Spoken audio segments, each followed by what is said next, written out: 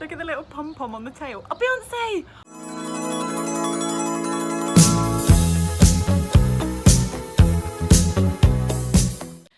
So I've just got ready for work. I'm gonna go into the office this morning, and then I've got a workshop running like late tonight. It's a remote thing. I'll be like video conferenced in. So I think I'm gonna try and take a couple of hours for myself this afternoon and then start working again tonight. So I was just gonna film quickly whilst I have my breakfast and answer a couple of questions that have come in. And also wanted to show you, Brendan's got back from New York a couple of days ago now, and he brought back so many goodies. He went to Dwayne Reed and got an absolute haul. So we got these, which we've already opened, weren't a huge fan of. And this, we kind of found it too peanut buttery. And then Raisinets. Chocolate raisins are probably my favourite chocolate, I love them. Nutella, Crunch. He's done so well. The best things he got, we've opened both of them already. These Reese's peanut buttery things. So what is it, mini sticks and, what are these called? Crunches. Both are so good, especially these ones. Yum. Peanut butter, a bit of a peanut butter theme actually. And then, he's got some Aunt Jemima's pancake mix, which I tried yesterday, and oh my God, they're phenomenal. I had them as an afternoon snack, and then I was like, oh my God, I want that again. So then I had them again as an evening snack. And I tried them with like ice cream and chocolate sauce on them, and oh, they were so good. So I'm gonna have them again for breakfast now. Again, this is what always happens. I try something new and then I'm like completely addicted to it and I just want it for every single meal and snack. But that's okay, like I try and work these things into my diet because I don't want to want something and then either restrict and never allow myself because I want it, or binge on it because I want it. I just think work them in, allow your cravings, give yourself these foods you've not had, and then your body will like know the taste of them, know that they're coming in regularly, and you won't have cravings for them. And it has worked with things that I've done it for so far, so pancakes are the new staple diet. Which also probably not overly healthy, having pancakes multiple times a day, but like I don't imagine I'll do this forever. It's just, my body's been starved. My body doesn't know what these things taste like. It wants them. It wants to like rebuild and relearn what the food is. So I think just for now, at least, like I'm allowing these things, and yeah, I don't imagine I'll live off pancakes for the rest of my life, but just whilst my body needs to relearn what they are. So that was it. Brendan has absolutely killed it. Look at those snacks, yes. And then one other thing which he got, which I want to show, this is kind of weird, but I think some people might relate to it. Right.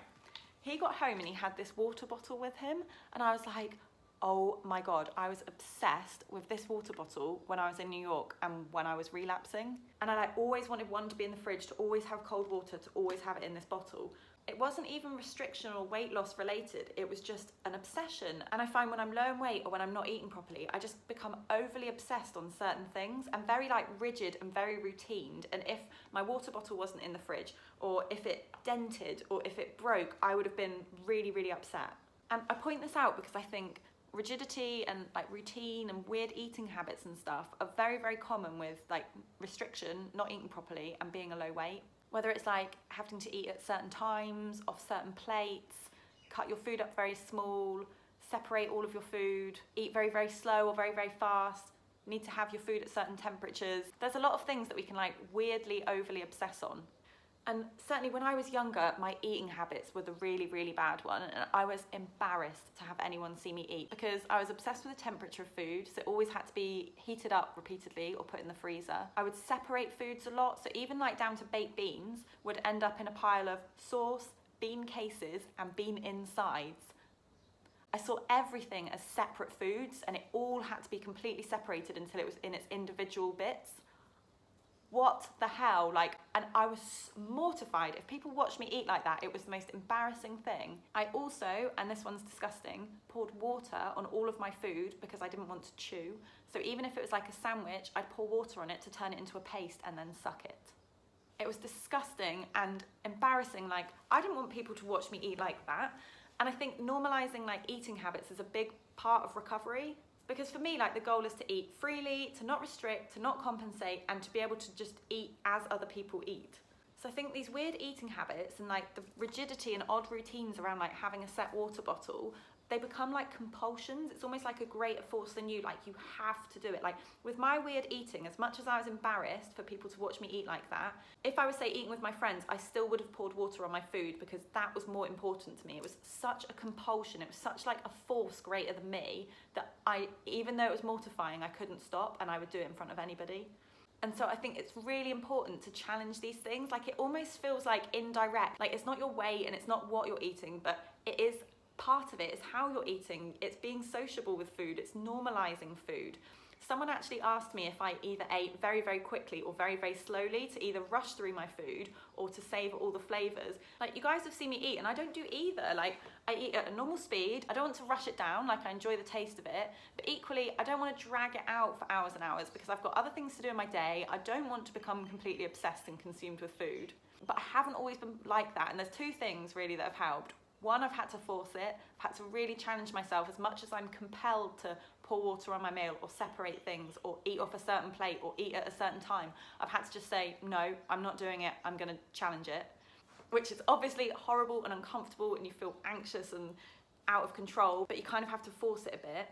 And the other, honestly, is just weight gain. As I've become healthier in weight, I'm not interested in stuff like that. I genuinely can't be arsed. And in a way that kind of freaks me out because it's like losing that bit of safety and that bit of comfort that I always did weird stuff with my food, and now I can't be bothered, and I'm like, shit, so what else do I do with my time? So I've kind of got that slightly exposed feeling at the moment where I don't have my anorexia comforts, but I don't know what else I'm doing in the world, which is scary, but it's also so freeing. Like I'm not embarrassed about how I eat now. I can eat with people. I've got a lot more freedom around how I eat. I'm a lot more relaxed, and it's given me a lot more headspace, to be honest. It's amazing how much we overthink things like using the same water bottle or chopping up our food or eating at certain times. And like I said, I'm now having to work out how to fill that headspace, which is kind of freaky in itself. But I know it's my goal, and I know I want to normalize food, and I know it's happening. But yeah, I couldn't have got there without making my weight healthier and also challenging these things.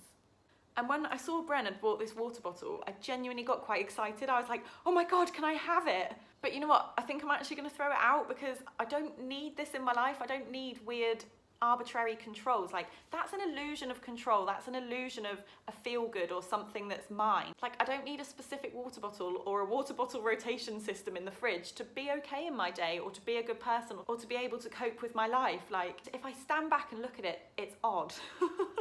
And I need to stop attaching value to like food and eating habits and eating rituals to how I'm feeling inside. So yeah, I'm gonna chuck the water bowl, that's it, that's decided. I've kind of been back and forth on it, but I'm gonna chuck it away. Okay, I'm gonna go and have my breakfast now, carry on with my new obsession.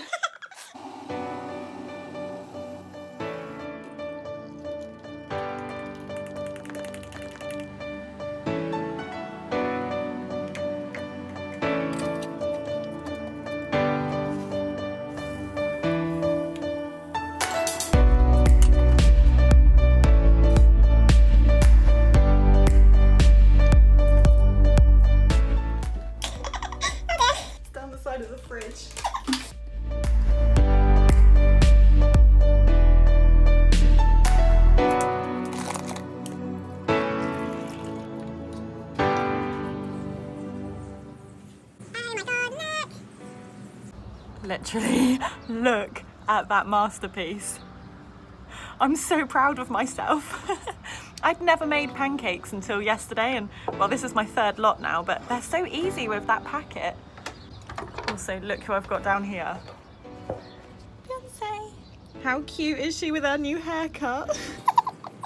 When we first got their hair cut like this, we were like absolutely in bits. We were killing ourselves. We thought it looked so funny. Now I just think they look amazing. You look so cute.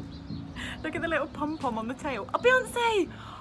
She's got chocolate sauce on it. Beyonce, careful of my pancakes. I think she'll lick that off later. Brendan also bought me this jacket in New York. He knows me. Okay, I'm actually going to watch back one of my vlogs whilst I'm eating because I need to get better at editing them quicker. I like record them and then it takes me a while to get them out. So I'm going to watch this back to check on the sound, which I'm not doing a great job with. So I'll probably aim for Sunday to get these out, and then I can like record and edit one at the weekend.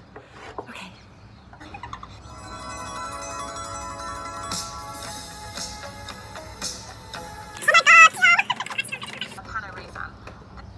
Beyonce! Oh my God! your colours at least. Poor little cat. I hope you like peanut butter and chocolate.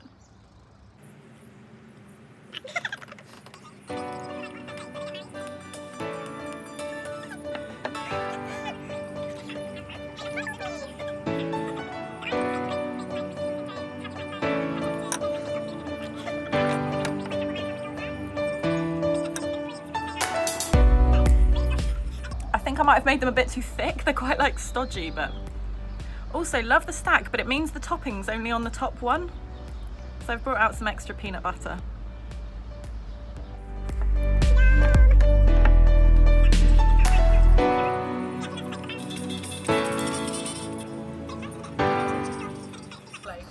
Oh, look at her little boots. They like leave the feet long. Beyonce, you saying hello?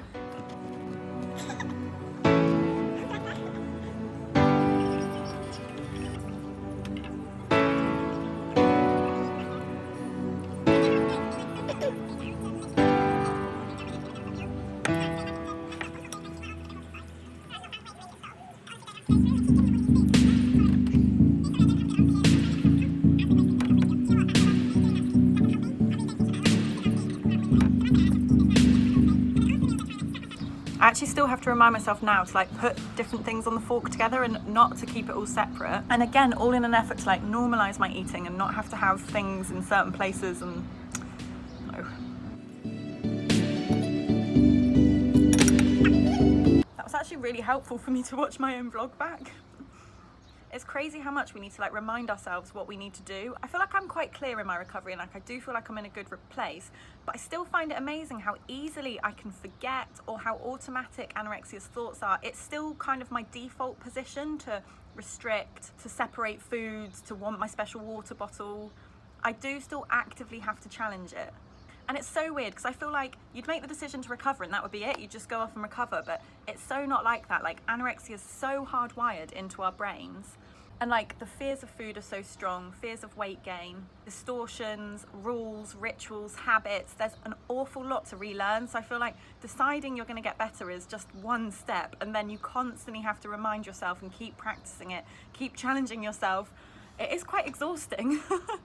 And you can't just get complacent and think, oh, that's great, I'm better now. Like that actually keeps happening to me. Like I keep doing some really good challenges and thinking, yes, that's great, I can do that now. Yet still it surprises me that I can go to have something that last week I challenged and I got to a place where I could easily have it. And I still have that, don't have that, and like my head goes a bit nuts around it. It definitely is a long relearning process. So I've had a couple of people now ask me about what motivated me to get better. And I think deciding that you want to is definitely the first step.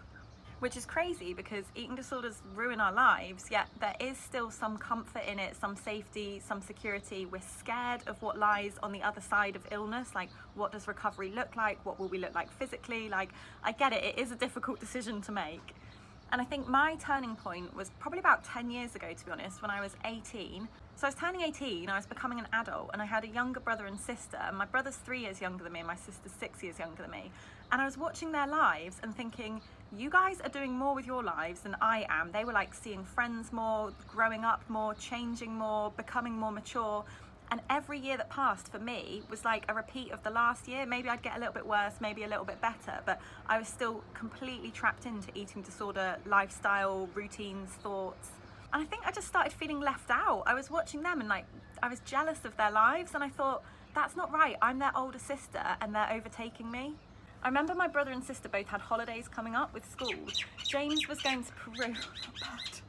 James was going to Peru. He was like 15 and he was doing Machu Picchu. And my sister was going skiing with school. And I was genuinely jealous of them. I was looking at their lives and I was thinking, you guys are doing more than I'm doing with my life. You're overtaking me and I'm your older sister. I was turning 18. I should have been like going to university, having a boyfriend. My friends were doing all these things. And I just looked at my life and thought, illness doesn't give you anything. Like I got to the point where I thought, I want to be well more than I want to be ill.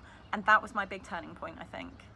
I also think you can't just wait until you have that realization of, oh yes, I want to be well now, because you're always back and forth. Like even after I'd thought I do want wellness, I had it all in my head. So it wasn't like I just decided and that's it, I was off, job done. So I think to some extent you kind of need to force it, and you can't wait until you feel ready to recover. Like, you never will. You're never going to get to a point where you're 100% there, because you're still like in denial, you've got distortions, there's some safety attached to your eating disorder.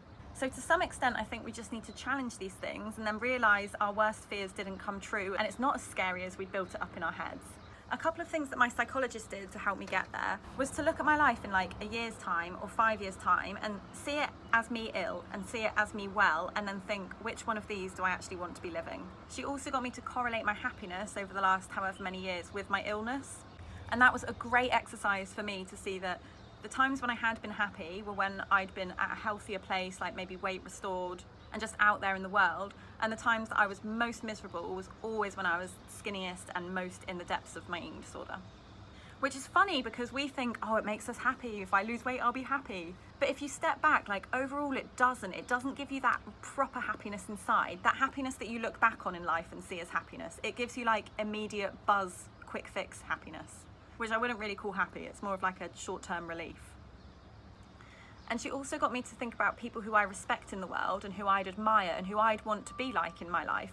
So people that I know, and also celebrities like Jennifer Lawrence, who I think's awesome, great attitude to like her body and life. And then she compared that to people like, I don't know, Lindsay Lohan, people who'd maybe like been through rehab, who'd been anorexic, who'd not been looking after themselves and embracing their body. And I did just think about it, and I was like, oh my God, which of those two people would I want to be? Like, obviously Jennifer Lawrence, she's wicked.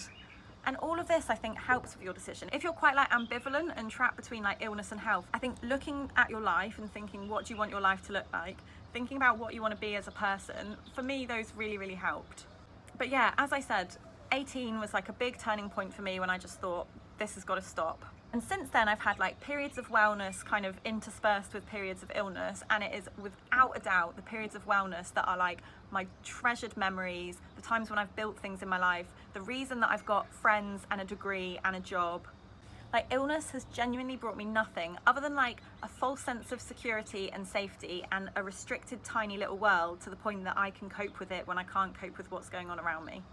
And like I said, it does not stop there. Like, deciding you want to be well more than you want to be ill is like the first step, and then you've got a shit ton of work and like constantly needing to remind yourself, constantly needing to challenge all this stuff that's so built into our heads.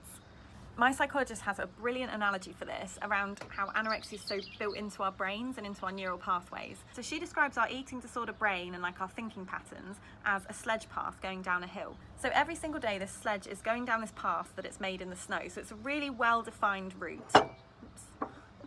And that's anorexia. So it's very automatic, very well-defined, very habitual. And then when we make that decision that actually we want to recover and we want a different path in this snow, we've then got to start guiding our sledge down a different route through total snow. There's nothing mapped out for us. We're completely trying to find our own way. And so your brain's trying to relearn and trying to rewire and make different associations between food and fear and skinniness and happiness and all of this stuff that's become like bad wiring in our heads. So it's trying to guide this sledge through the snow, but like there is no path there. It's really difficult. It's completely cutting its own new journey. And that's why even like from the top of the hill, we've made the decision that we don't want to go down that same route anymore. We want to find a new route. That's still so automatic to us. It's so easy. It's so comfortable. It's so clearly defined. And the other route is just really difficult. Like, there's nothing there. What do we do? And so it takes time and practice, and you have to repeat and repeat and repeat and challenge and repeat as you're like finding this new route and changing the habits in your head, and you're literally rewiring your brain. You're building new neural pathways and connections and associations, and it is so difficult, and it doesn't happen overnight, and we have to be so persistent in it and not just go back to what's safe and comfortable, because all you're doing is strengthening that sledge path and you'll just stay doing that route forever. So that really helps me in like thinking, okay, making the decision to change and get well is one thing, but you still have anorexia in place. Now the next thing is defining your new path and creating a new direction for yourself, and it's going to be bloody tough. And it's going to take so much practice and persistence to, one, like try a new path in the first place, and two, to keep practicing it and going over it again and again and again so it becomes more defined and your brain is rewiring in that direction, and avoid going back to this route, because all we're doing when we fall back to anorexia is strengthening that path. And even though it's safe and comfortable and we can see the direction, we're never going to break free if we're strengthening this path and not building this path. So I hope that helps people. I love an analogy. It makes me like step back and see things really clearly. And it helps me see why deciding to change is like the start of the journey, and then you need to work on your brain and the rewiring and relearning and like building a healthy path in the snow. Okay, I better head off to work. I'm gonna pick up a Starbucks later, either for lunch or a snack, depending on how long I stay in the office, and I'll probably record again then.